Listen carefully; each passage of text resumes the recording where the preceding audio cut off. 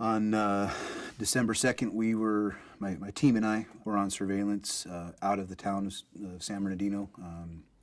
We were on our way back from Los Angeles, and when we got word of the mass shooting. I was working at my desk, monitoring their surveillance, which is a normal thing for me. And shortly before 11, I heard what we call a triple tone, and that puts everybody on alert that there's something that of importance they need to pay attention to. And the dispatcher came over the air and said that there was an active shooter in the city. We got information that there were multiple people down, and it sounded like it was a fairly hectic crime scene. So we broke away from our surveillance and started heading back to the city. When we arrived at the scene, there was hundreds of police officers there already. Evacuation of the buildings was well underway, and all of that was under control. So I directed my team to meet with me at the command post, and we decided that we were going to start focusing on locating the suspect. Shortly after officers arrived on scene and began clearing the building and they began triaging patients, a witness came forward and said that a particular individual had been at the function, left a little upset, irritated, and that witness provided this person of interest name. Ryan, my son, who's also a police officer, was there and assisting with the evacuation of the building when he contacted a witness who gave him information on who the suspect might be. Around that same time, we got a suspicious vehicle call here in the city, and in the call of this suspicious vehicle at this park was a license plate number. And I noticed that it was a rental vehicle, and I contacted my rental car agency contact. When he gave me the facts back, I saw that the name on the rental contract matched the name of the person of interest that had been given to us by a witness. At that point, I knew that this was probably no longer a person of interest, but probably our primary suspect involved in the shooting. I got onto the CLEAR database, which I use daily, and was able to locate an address in Redlands. And the important thing about this is that on the rental car contract, on his employment application, because he was an employee of the San Bernardino County, on his driver's license, every other resource that I tried to find using our law enforcement databases was only one address. And the CLEAR database gave us a singularly different address in Redlands. Officer Campos, one of my officers, arrived at the Redlands address first, and almost immediately upon arrival there, he saw the black SUV with these Utah plates leaving the location of the apartment. And at that point, because we work in a plainclothes capacity, unmarked vehicles, we started to follow the vehicle away. And I made the determination that we were going to try to get a marked unit to make a traffic stop rather than us trying to do it in our unmarked vehicles. Seconds were of critical importance.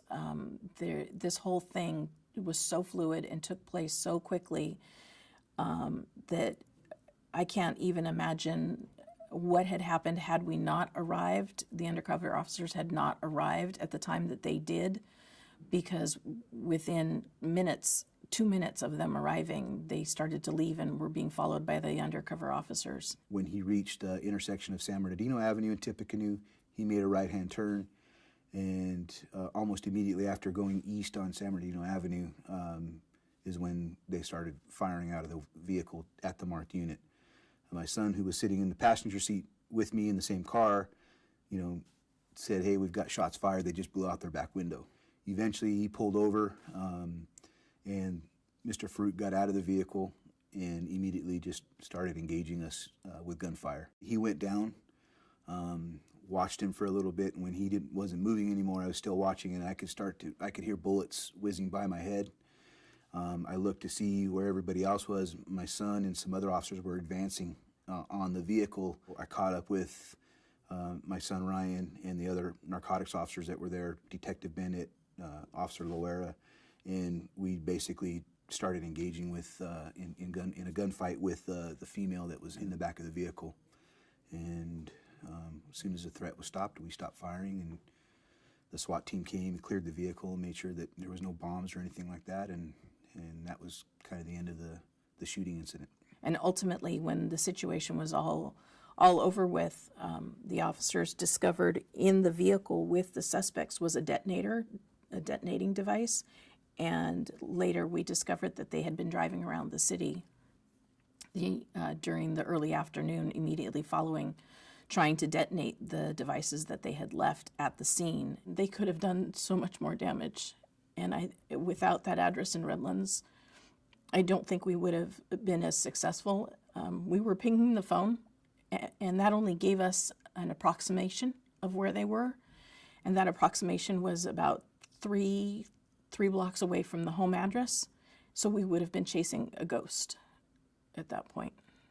And without the database, I believe we would not have found them.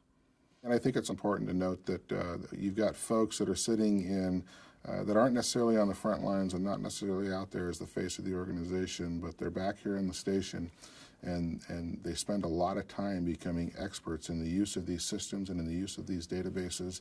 And as we see, that was just extraordinarily valuable in this particular case. On this particular day, December 2nd, without DAANI there and being able to track down the information that she was, we would have been, delayed in identifying where Mr. Farouk was, and it definitely would have hindered the investigation. And the possibility of him going back to the scene and killing police officers was definitely there, because that's the direction he was heading when he left his apartment, was back towards San Bernardino, back towards the scene. I use Clear daily.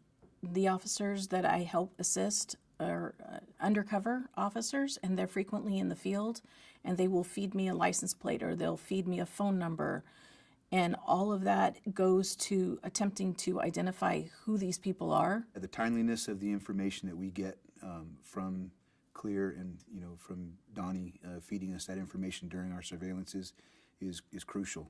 We don't function without the help of private industry. As we know in this particular case, the Clear product was instrumental in our ability to close the loop and connect some dots in this investigation, and that went a long ways towards to the successful outcome that the world saw.